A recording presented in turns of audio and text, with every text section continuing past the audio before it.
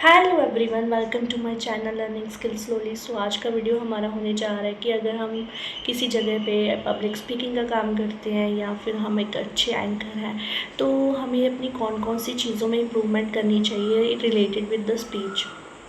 तो एक perfect speech को, एक क्लैरिटी ऑफ द स्पीच को लेने के लिए कौन कौन सी चीज़ें को फॉलो करना चाहिए वो डिस्कस करेंगे। सबसे पहले तो होता है कि आपको जब भी एक एंकरिंग की शुरुआत करनी है तो आपको एक रिदम बना के रखना पड़ेगा।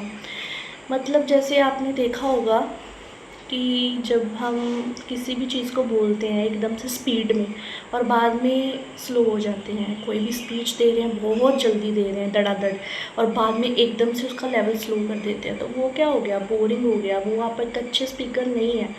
अच्छा स्पीकर वही होता है जो कि एक प्रॉपर ना सीक्वेंस में चीज़ रखता है। जो चीज़ अपनी हाई पिच पे रख रहा है उसको स्लोली लो लेके आता है, हाई लो। मतलब वो एक ना मतलब बहुत अच्छी सी एक वेव बना के रखता है अपने साउंड में। उसी की वजह से लोगों का इंटरेक्शन भी बना रहता है और लोग उस चीज़ में इन्वॉल्व रहते हैं।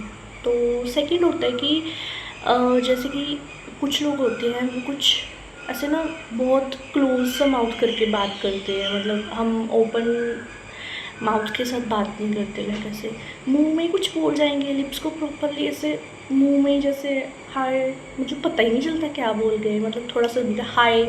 तो ऐसी चीज़ें लाइक आपके बोलने पे डिपेंड करती हैं कि आप कैसे अपने माउथ को प्रॉपरली ओपन करके बात कर रहे हो कि नहीं कर रहे हो। और ये चीज़ बहुत ज़्यादा ज़रूरी है। अगर आप प्रॉपरली ऐसे नहीं ना बात करते तो जो आप शब्द को बोल रहे हैं वो आगे वाले बंदे के तक पहुँचेगा ही नहीं।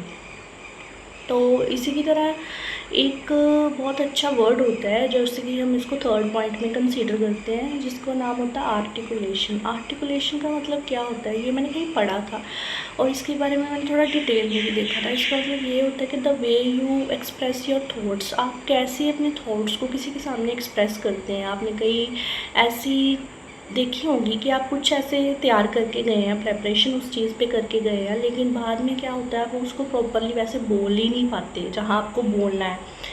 तो इसके लिए तो मैं बस यही बोलूँगी कि एक तो प्रैक्टिस तो करो ही करो, लेकिन इसके ऊपर काम कैसे होगा, प्रैक्टिस की वजह से ही होगा।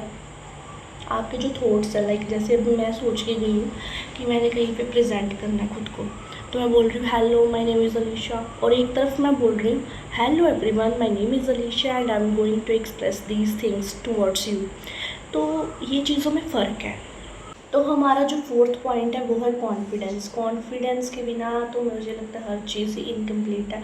कॉन्फिडेंस होगा तो आपको जो जितने भी पीछे वाली बातें बताई हैं ये आप उस चीज़ को रिलेट कर पाओगे अच्छे से, कि कॉन्फिडेंस से ही हम हर चीज़ को प्रेजेंटेबल बना पाएंगे, अदरवाइज़ नहीं हो पाएगा।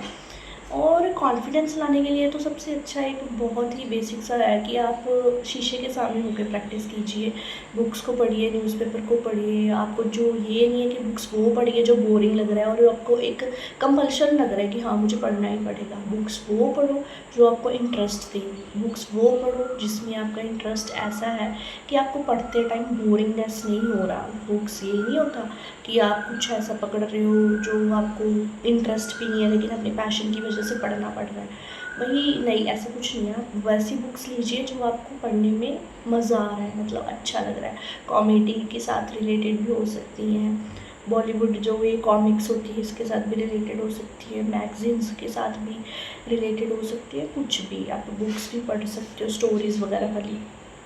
इसी के साथ हम आज का वीडियो ख़त्म करते हैं। Bye bye to all.